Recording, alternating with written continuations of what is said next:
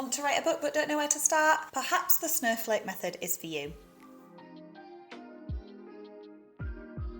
I discovered the Snowflake Method when I had so many story ideas swimming around my head. I finally had the penny drop where I thought maybe I could actually be a person who writes these stories, but I didn't know where to start. After a Google, I found the Snowflake Method and started writing my book with it. Curiosity led me to a creative writing masters in which we did actually touch on the Snowflake Method as well. There is no right or wrong way to write a book, but if you're like me and need a bit of structure and guidance to help you along the way, I think it's great. If you're a pantser and you can just sit there and start writing, I take my hat off to you, but I could not do it myself. If you're new here, I'm an author and copywriter sharing tips about writing fiction and writing for marketing every week. I'm currently pitching my first book, which I've already written with the Snowflake Method, so I'm starting from the very beginning again. This time I'm taking you with me in case it helps you. Obviously, writing a book is a huge task, so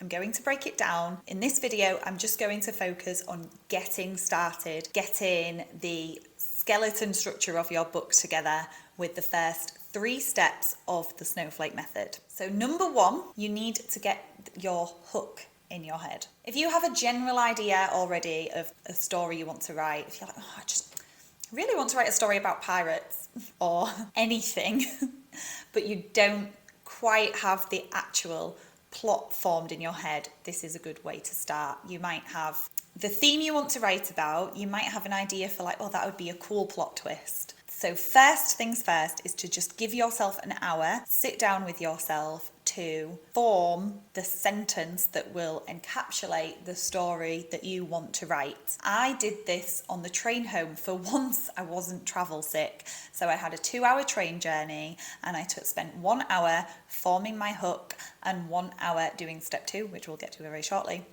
And it was really helpful to take on the advice from Randy Ingermanson, who wrote the Snowflake Method, who developed the Snowflake Method, who advises you use the New York Times current bestseller list to have a look at all the little one-liners for every book on that bestseller list. So to use an example from that list at the time that I created this, a little known author called Colleen Hoover has just 1 or 2 books on the New York Times bestseller. You might have heard of her, especially the TikTokers. And her book, It Ends With Us, has the blurb, a battered wife raised in a violent home attempts to halt the cycle of abuse. So just to get some tips from that, we don't have a name, we don't use character names in hooks, it's a battered wife, a something. So think about what it is that defines your main character. It does give us a little bit about her background. I don't think that's always relevant though. We know she was raised in a violent home. And it tells us what she's doing. She's attempting to halt the cycle. For the book that I'm writing at the moment, I've chosen to settle on the sentence, a newly single and pregnant scriptwriter attempts to rewrite her own reality. I feel very vulnerable and naked telling you what I'm writing about when it's in such the early stages, but it's something I always crave when I'm looking for advice online. I feel like the advice always comes from people that have already done this so long ago and they're already so expert in it that sometimes I just think it's nice to learn from someone who's kind of going along something with you, and they might know like 5% more of what you know about it. Like I said, I've done the Snowflake Method once before and I found it useful, so this is what we're doing. Step 2 is simply to expand that one sentence into a paragraph. Now, Randy recommends structuring your story with 3 disasters and an ending. It's not something you have to do, but for the purpose of going through the Snowflake Method with you, I'm going to stick to his recommendation. So with that in mind, this paragraph sets up the story, goes through each of these 3 disasters and describes how the book will end. Obviously, I don't want to talk about how my story ends or the plot twist I want to put in there so early on in the process. So I'm going to give you a slightly edited down version of my paragraph to see if it will inspire you for yours. So, Frankie Denman is pregnant and very single, spoiler omitted here. With only 3 months into her new job scriptwriting on a daytime soap even her mum doesn't watch, she'd rather keep her pregnancy a secret to herself. acting like everything is normal. Her denial runs so deep, she even bags herself a new boyfriend. As time goes on, her secret is harder and harder to keep, but her unravelling grounds to a halt when he reveals he has a once-in-a-lifetime opportunity to move to another country. So in my paragraph, I set the scene.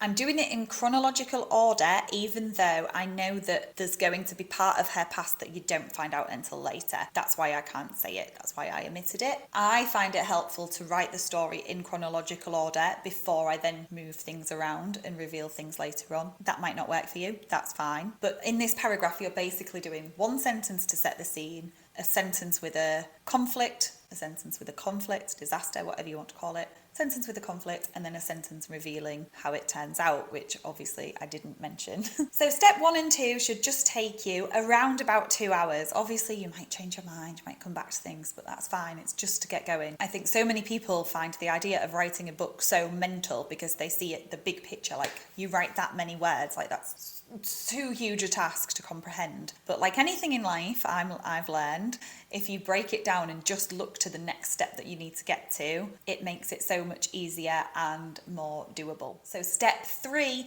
is a little bit meatier. You need to create your character profiles. This is the juicy part.